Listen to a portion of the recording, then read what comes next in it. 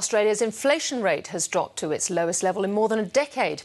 It's below the Reserve Bank's comfort zone, and the Federal Treasurer says that gives the bank scope to cut interest rates. But analysts aren't expecting any rate relief soon. Philip Lasker has the story. The last time inflation was this low, Australia was preparing for a GST, not a carbon tax, and an Olympics in Sydney, not London. Consumer prices have gone up just 1.2% over the past year, but 13 years later, the quarterly jump is a stronger 0.5%. Outside of the mining sector, we're seeing households and businesses adopt a more conservative attitude to spending and to debt. And that's being reflected, I think, in the fact that price pressures are actually abating.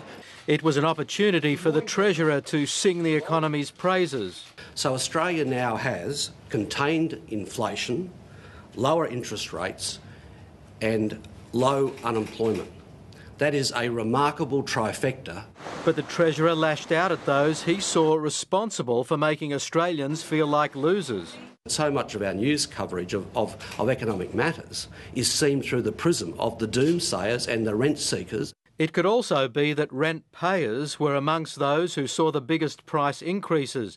Many costs households can't escape rose well beyond the CPI's increase for the 3 months to June, while the cost of escaping on a domestic holiday led the list of non-essentials falling in price.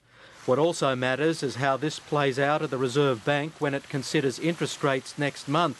Economists aren't expecting an immediate cut. Later in the year, we're expecting them to cut again to realise that the Australian economy is a bit softer, the labour market isn't quite as good as they're thinking now. And there's always the risk of international turmoil forcing the Reserve Bank's hand.